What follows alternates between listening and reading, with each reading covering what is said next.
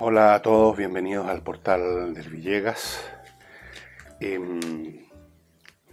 Ayer un asunto que estaba, yo creo, bastante olvidado por todos nosotros, como ocurre con todos los eventos en Chile, duran una semana en la prensa y después se hacen humo. El tema de la contaminación, recordarán, en Puchuncaví, en Quintero, en esa zona, que fue un tema que estuvo en primera plana largo rato, que si la emergencia, que si quién era el responsable, que se anunciaron medidas, etcétera, etcétera. Y en medio de todas esas cosas, al parecer hubo unas acciones judiciales, un recurso de protección, supongo, para detener las empresas de forma más permanente o algo así. Y este asunto llegó a la Corte de Apelaciones de Valparaíso, que finalmente rechazó los recursos de protección presentados por los eventos en Quintero y Puchuncaví. Y el argumento central, porque esto parece a primera vista, digamos, un poco chocante en estos tiempos, ¿no? Se rechaza un recurso de protección interpuesto por la gente, qué sé yo, por empresas que están contaminando. La Corte lo rechazó y el argumento que dio es el siguiente. Dijo que no le compete actuar, tomar medidas, aceptar en este caso el recurso, frente a situaciones de problemas ambientales constantes, sino solo tiene esa potestad frente a episodios de emergencia. Y me gustaría examinar con ustedes ese argumento, esto de que solamente le compete episodios de emergencia, pero no problemas ambientales constantes. ¿Qué quiere decir de eso?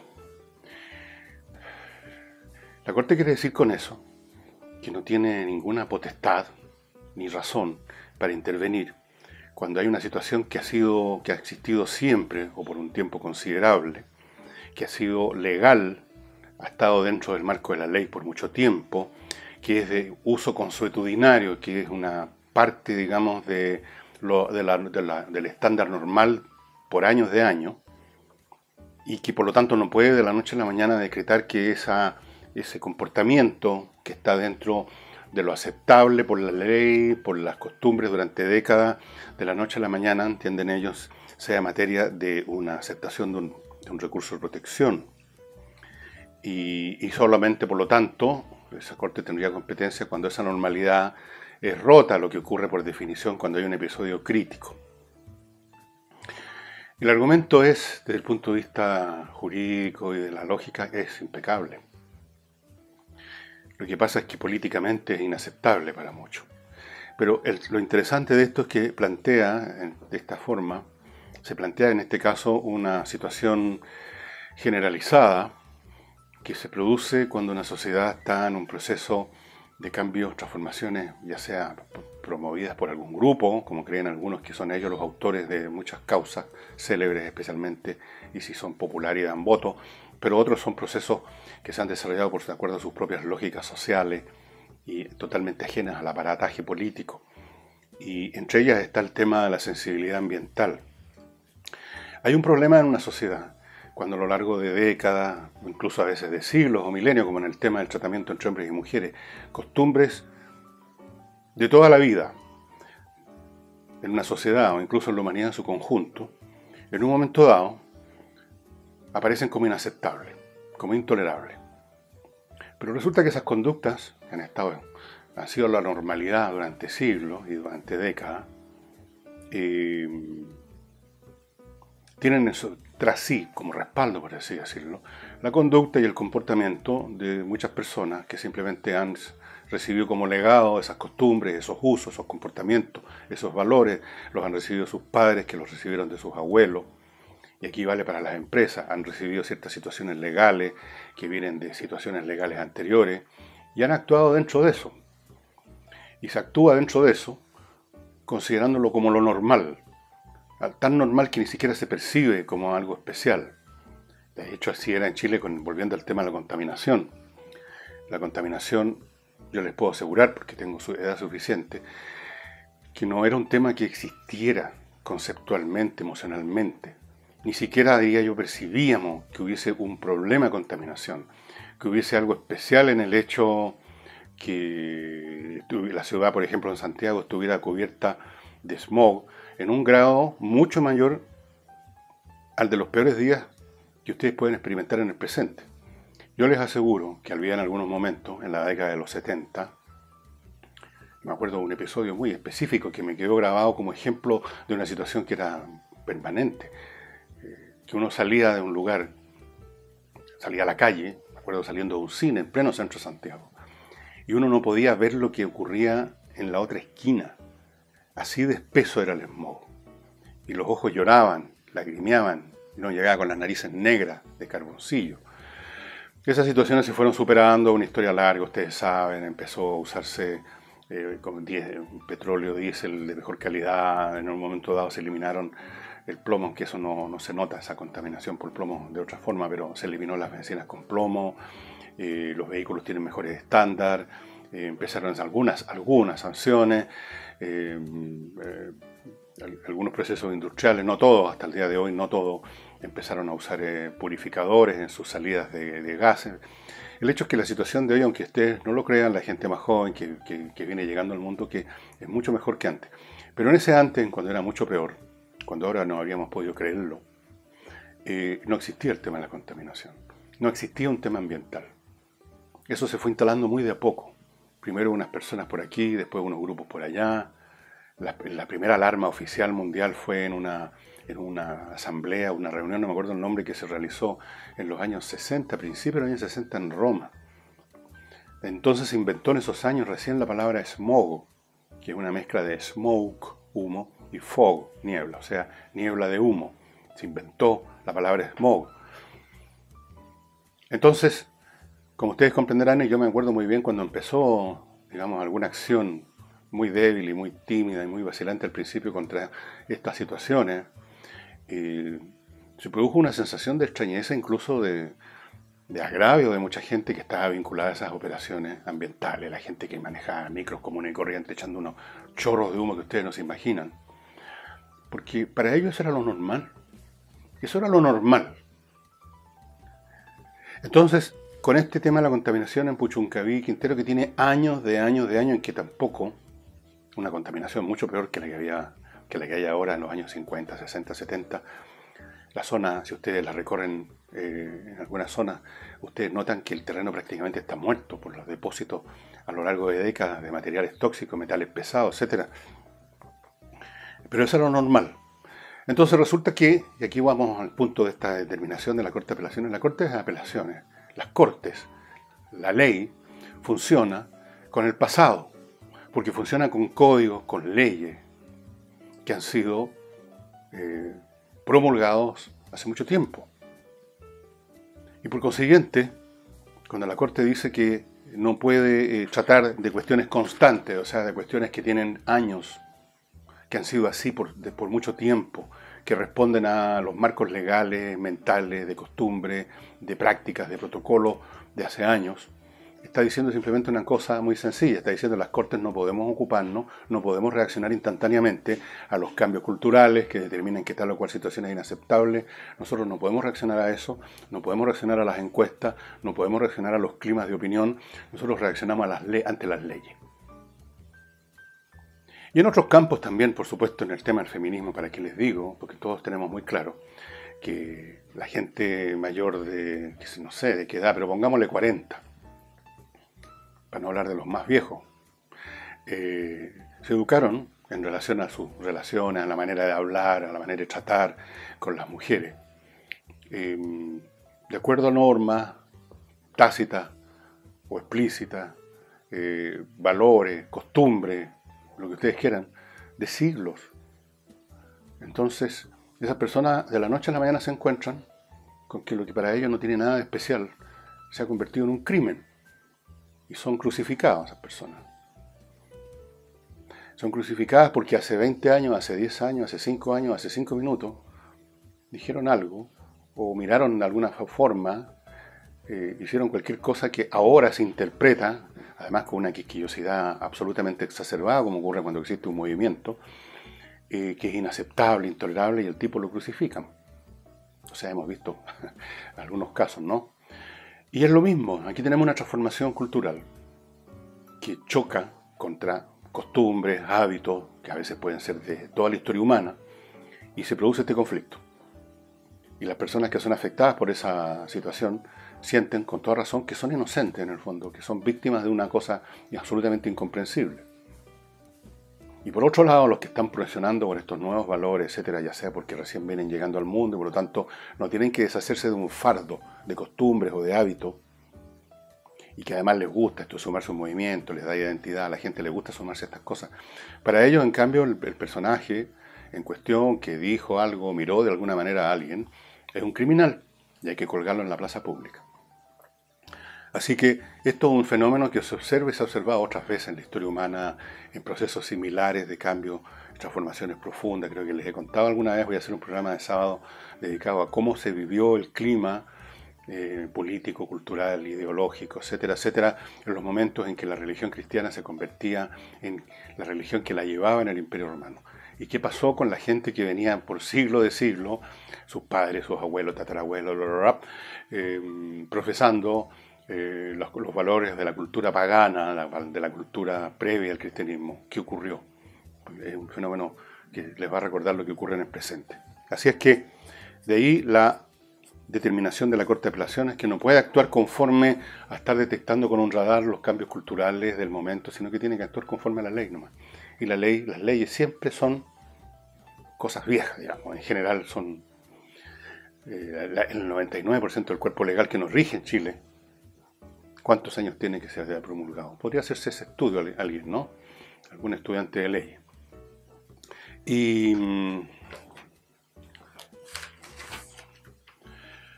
recuerden, estimados amigos,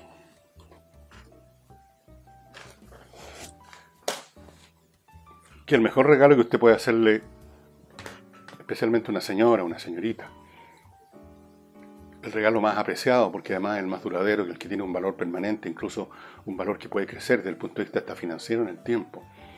Un regalo que puede durar por generaciones y transferirse a hijas e hijas por mucho tiempo son las joyas, porque están hechas con metales preciosos, que no se oxidan, que no se deterioran, que tienen un valor por el material mismo, para no hablar del diseño. La joya es siempre un excelente regalo. Y la mejor forma de regalar joyas, estimados amigos, es entrando a bowmex.com. Por varias razones. Primero porque tienen una enorme variedad de joyas, desde las pulseras de charm, los anillos de compromiso, las argollas matrimoniales, toda clase de joyas, de distintos tipos, de platería mexicana, platería italiana, plata con piedra luna para hombre, qué sé yo, obviamente que todo esto son joyas hechas con oro de 18 quilates o con plata, con piedras preciosas. Un montón de joyas de los más distintos y variados tipos y con un descuento poderoso, fuerte, intenso, respetable. Y todo esto si usted compra en bowmex.com, con una entrega en su domicilio, ahí donde usted decida, todo súper rápido, súper expedito.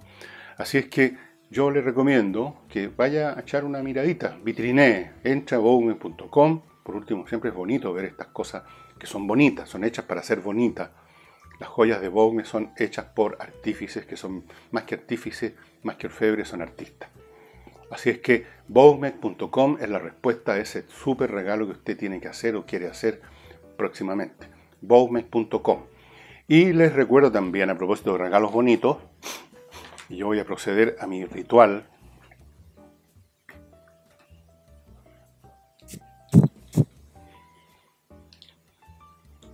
Este que estoy usando en mí se llama Napoleón 1815.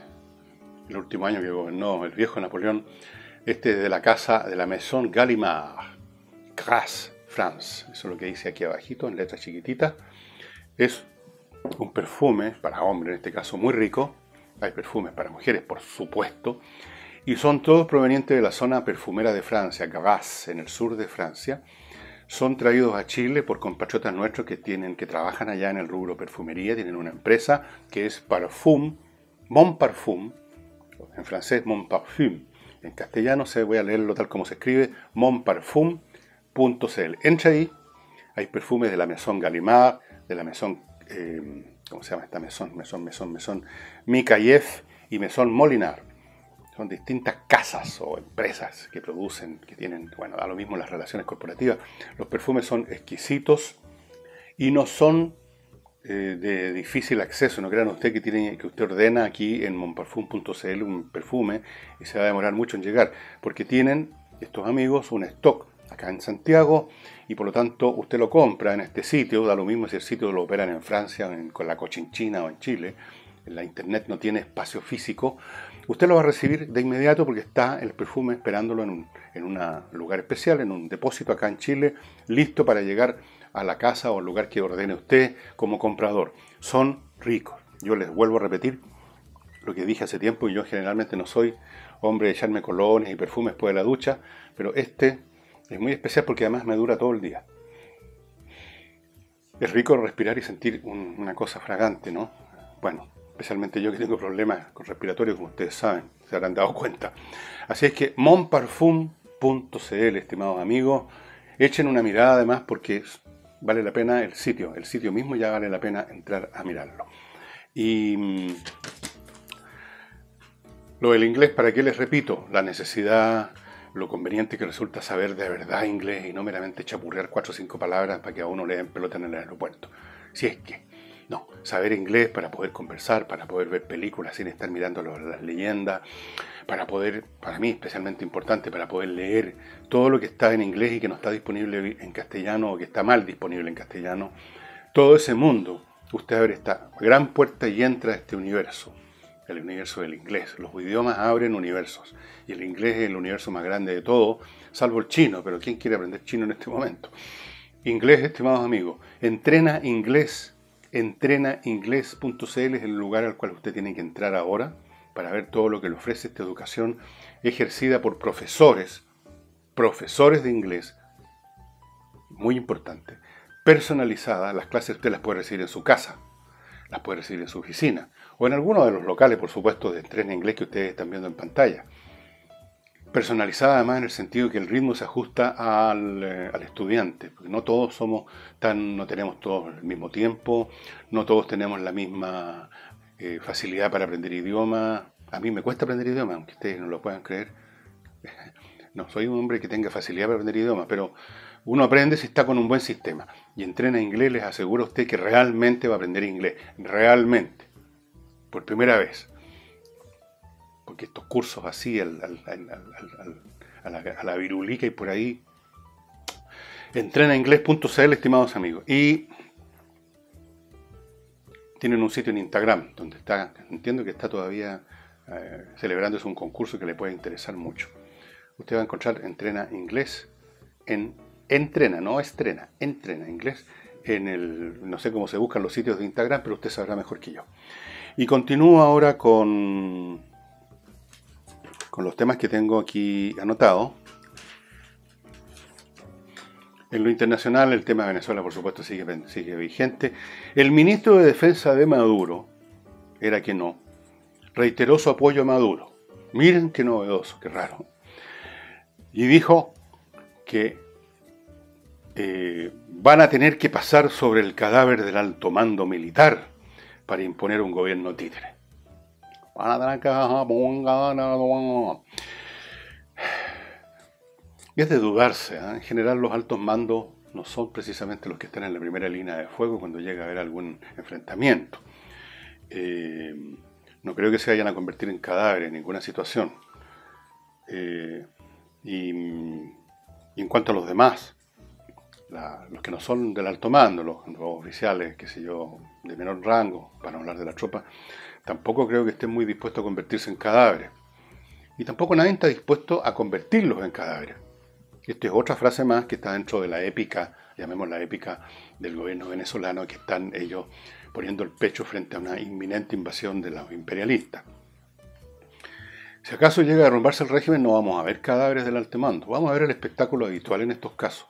Vamos a ver al alto mando subiéndose apresuradamente un avión, cada uno de ellos cargados con maletas con dólares, llevando a sus queridas del brazo. Eso es lo que vamos a ver, el espectáculo habitual de estos regímenes cuando se desploman. No muestran el pecho. No, para nada. no van a dar ni una gota de sangre por Maduro, llegado el caso. Va a haber entonces esta escena de siempre. Y claro, la pregunta de fondo es, dejemos de lado las estupideces que dice este señor ministro de Defensa Maduro. Y vamos al punto si va a haber derramamiento de sangre o no. Bueno, no sabemos lo que va a suceder. Derramamiento de sangre ya ha habido, de responsabilidad del señor Maduro. Si hay una crisis en que finalmente el régimen se empieza a derrumbar, es probable que, aunque se esté derrumbando, hayan algunos milicianos, especialmente porque nos faltan los tontones, ¿no es cierto?, que se comen y se compran todas las cosas que les dicen, que van a tratar de presentar resistencia y van a haber tiros por aquí y por allá. Es probable. Pero todo esto se va a ver un poco el sábado. El sábado yo creo que puede ser, podría ser, puede que no, puede que se chinque la cuestión en el último minuto. Pero que se chispotee, como dicen ahora.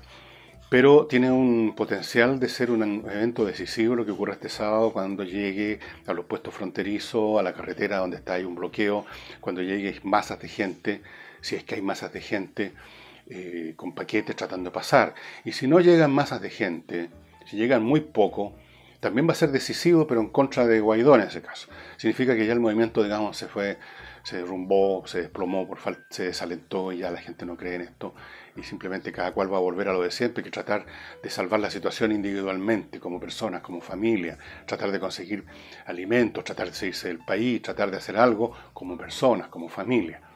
Si se produce esa situación, el movimiento Guaidó se derrumba en un instante y a poco andar a Guaidó lo agarran y se lo mandan, se lo llevan preso y que se lo juzgan por traición o por alguna cosa por el estilo, por subversión. Así que el sábado podría ser un día decisivo, vamos a ver qué ocurre. Y va a estar ahí el presidente Piñera, que ha habido una discusión en Chile si tenía que ir, si no tenía que ir, qué va a hacer ahí, qué riesgos corre algunos riesgos, cuáles riesgos serían esos, políticos, físicos. Bueno,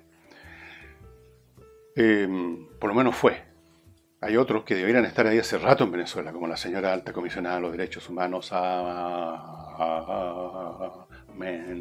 y no se han presentado. Bueno, ¿cuándo se presentan algo la señora Bachelet? Cuando vi el otro día en una encuesta que una de las personas que menciona a la gente en tercer o cuarto lugar, como de las personas con más prestigio, con más credibilidad o con más de alguna cosa buena, no lo podía creer. Después me di cuenta que es absolutamente creíble ese tipo de situaciones. Conozco gente, anoche estuve con algunas personas, una persona por lo menos, que todavía tienen la camiseta de Bachelet puesta en el pecho a pesar de todo. Así es que la porfía humana, ante cualquier evidencia, es extraordinaria, extraordinaria. Bueno. A propósito de doña Estela Ortiz, que presidió el Consejo Nacional de la Infancia, la han seguido investigando. Ustedes saben que ya se descubrió que estaba recibiendo todos los meses 3 palos más de lo debido para personas del nivel, del escalafón en que estaba en la administración pública, de los que tenía que recibir ahí como normal, de ese escalafón recibía 3 palos adicionales para pagar sus desvelos, supongo. Pero se descubrió además que hay un total de 31 palos que recibió la señora Ortiz a lo largo de un proceso de 4 años por bonificaciones. ¿Cómo los llaman cuando le pasan plata a uno por un viaje, por alguna cosa? Ese tipo de cosas. Porque ella se mandó, esta persona que entre paréntesis es educadora de párvulos, que yo me imagino que es un adiestramiento profesional que es, pero ideal para presidir una organización como el Consejo Nacional de la Infancia, supongo. Bueno, se mandó viajes a Suiza, México, Estados Unidos, Francia, Italia. Algunos se repitió los viajes a algunos de estos países, a México por ejemplo, en 4 años. Qué rico era ser amigo o amiga de la presidenta en esos años, ¿eh? Pucha, qué cueve, o sea, aparte de que los sueldos de alto nivel de la administración pública están muy bien pagados, aparte de eso, habían estos extras, o sea, platas especiales, no sé si con sobres debajo de la mesa, quizás esos son más difíciles de detectar, por ningún organismo contralor no dejan huella, pero todos estos viajes, todas estas... Bueno, dicho sea de paso, este aprovechamiento del Estado, porque eso es lo que es transversal. Aquí yo no voy a venir a decir que esto es un tema de la izquierda, no, este es transversal. La gente ha perdido honestidad, decencia, se han contaminado con el dinero, el ejemplo, les quedan otros y ya empiezan a convertirse en agarraguirre, a agarrar lo que se pueda. Hasta concejales de municipios de repente, o sea que son cargos bastante de octavo nivel, digamos, andan usando cada vez que pueden fondos municipales para viajes supuestamente de estudio. Vamos a la Costa Azul, viejo, a la playa, porque ahí vamos a estudiar cómo gestionar las municipalidades. La gente ha perdido cualquier contención, ¿eh? Y esto es un fenómeno muy estudiado. Entonces, esto se remonta a la antigüedad clásica. Incluso les podría contar qué pasó en esa sociedad tan rígida, tan militarizada, tan, qué sé yo, que era Esparta cuando empezó a llegar el oro persa, cómo se descompusieron en un minuto. Incluso los personajes más conocidos, algunos después terminaron arrancando porque estaban tan podridos que los persiguieron judicialmente, legalmente. Y uno de esos casos podría ser, lamentablemente, el del excomandante señor Fuentealba, que va a ser procesado por malversación de fondos públicos. Excomandante en jefe nada menos del ejército por malversación. Las cifras ustedes las pueden ver en la prensa. Se está hablando de 3.500 millones de pesos. Enriquecimiento ilícito, fraude ligado a la ley reserva del cobre, algunas manipulaciones con empresas de turismo, un montón de cosas. Él ha alegado siempre que eso es una fortuna personal, familiar, bueno, no sé, lo están procesando. Y a propósito de lo que les mencionaba del ejemplo, ¿qué efecto va a tener? ¿Qué efecto están teniendo este tipo de procesos, este tipo de investigaciones, no solo en las Fuerzas Armadas, sino que en Carabineros, para que ir más lejos? ¿Qué efecto van a tener en el resto de las instituciones? ¿Qué pasa con otros oficiales? ¿Qué pasa con la tropa? ¿Qué sucede en una institución cuando se ve un espectáculo como ese? Cuando se ve al comandante en jefe, en este caso detenido en un recinto militar, eso sí, y que se le empieza a procesar. Yo no estoy diciendo que sea culpable o no, pero se le está procesando. O sea, como mínimo es sospechoso para la jueza, para la fiscal, para quien sea, de malversación de fondos. Eso ya es suficiente para producir un shock tremendo. Yo he recibido, y creo que alguno de ellos lo leí alguna vez, mail de oficiales en retiro, y uno de ellos activo, que por supuesto no voy a dar el nombre bajo ninguna circunstancia, que tocan esto, lo terrible que es para ellos, que han sido educados toda la vida en la escuela del sacrificio personal, porque nadie que entra a una institución militar lo hace para enriquecerse. No hay negocios posibles para el 99,99% de la tropa, y ni siquiera para el 100%, diría yo, en circunstancias normales. No es posible enriquecerse o encaminarse a la gloria. Los oficiales no son personajes que aparezcan en la televisión a cada minuto, salvo quizás de vez en cuando los comandantes en jefe. Es un mundo cerrado que no tiene ninguna posibilidad de la gloria eterna, o salvo que haya una guerra y sean héroes, no se pueden enriquecer. Tienen algunas otras ventajas, por supuesto, y que se les reprocha, que se les pueden jubilar antes, todo. Pero desde el punto de vista del enriquecimiento, del aprovechamiento personal, ningún joven que entre a una escuela matriz está pensando en eso, porque no entrarían ahí simplemente. Son jóvenes motivados por el afán de servir a la patria, porque su familia ha sido siempre militar y quieren seguir la tradición familiar, porque les gusta el tema de las disciplinas y los modos de vida de las instituciones militares, por cualquier razón, menos por razones pecuniarias. Y esos jóvenes entran a esas escuelas matrices y reciben un entrenamiento duro y inician una carrera lenta a lo largo del escalafón que puede tomar años para llegar a un cargo de relativa importancia militar, para llegar primero a ser capitanes, luego, qué sé yo, coroneles, mayor, primero, no sé cuál de las dos va primero, creo que mayor. General, ya empieza, eso es una cosa lejanísima, llegar a ser comandante en jefe, uno. Hay un comandante en jefe, no hay muchos comandantes en jefe. ¿Qué pasa con esos jóvenes cuando se enfrentan con esta situación? Esto es serio y es grave porque atenta contra, yo diría, las instituciones más importantes de un país. Son las instituciones militares. Son las que tienen el monopolio del uso de fuerza letal. son las que están para defender el país en caso de una agresión externa, que son siempre posibles, especialmente cuando un país es débil y tiene algún recurso que se le puede arrebatar, ya sea el territorio o alguna otra cosa. Son las instituciones que son el respaldo de todas las demás instituciones, aunque eso no aparezca todos los días por definición. Los respaldos es como el oro que tiene el Banco Central guardado en alguna parte. Es una reserva que apoya, invisible, silenciosamente al resto del edificio. Bueno, conocemos casos de países, precisamente Venezuela, donde se derrumba eso y el ejército se convierte, como es en el caso de Venezuela, en una organización donde sus altos mandos son simplemente miembros de una banda de narcotraficantes. Eso es lo que son, incluyendo este ministro de Defensa que habló de los cadáveres. Seguro que se van a prestar para combatir y convertirse en cadáveres. Me parece muy grave el tema. El solo hecho que hayan habido sospechas, porque yo no voy a culpabilizar a nadie mientras no haya, digamos, una sanción final después de una investigación final. Pero el solo hecho que haya sospechas ya es serio, grave, y lamentablemente además cuando una institución como las Fuerzas Armadas, que uno no la ve todos los días, no la ve nunca en realidad, se descompone, uno no lo nota. La fachada es la misma, el 19 de septiembre desfilan igual, los cuarteles están igual, los soldados hacen guardia igual por afuera de las puertas de la institución, los uniformes siguen siendo los mismos, pero por dentro, o sea, en el espíritu de los oficiales, de la tropa, ¿qué es lo que está sucediendo? Es súper grave y lo encuentro súper lamentable, y lo peor también es que hay gente que se alegra que sea así. Bueno, los eternos enemigos de las Fuerzas Armadas, ya sabemos quiénes son.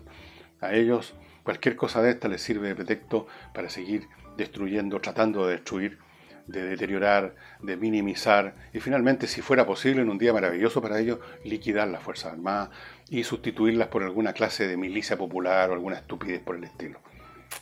Así que lo del excomandante, el señor, ¿cómo se llama? Fuentealba, lo encuentro muy serio por ese lado. No tanto por lo que le pase a él, sino por lo que le pase a los demás. Lo que le pase a los jóvenes cadetes, a los soldados, a los oficiales, a todo el mundo. Y un agradecimiento a todas las personas, las muchas personas, no las conté, pero un montón, que me mandaron saludos de cumpleaños ayer, que cumplí 70 años, soy un septuagenario en este momento. Este es uno de los regalos que recibí una de mis nietas, así que ni un comentario. Me encantó además. Muchas gracias a esas personas, muchas gracias a los que se siguen inscribiendo en Patreon y a otras personas que me apoyan de otras maneras y que francamente me tienen sin palabra porque no sé cómo agradecer el tremendo apoyo que he ido recibiendo, del cual yo desconocía cuando trabajaba en estos medios innombrables, desconocía, y uno era uno más entre muchos otros que hacían lo mismo, desconocía que pudiera haber tanta gente que me tenía no solo algún respeto, sino que también me tenía algún grado de afecto. A todos, muchas gracias y será hasta mañana.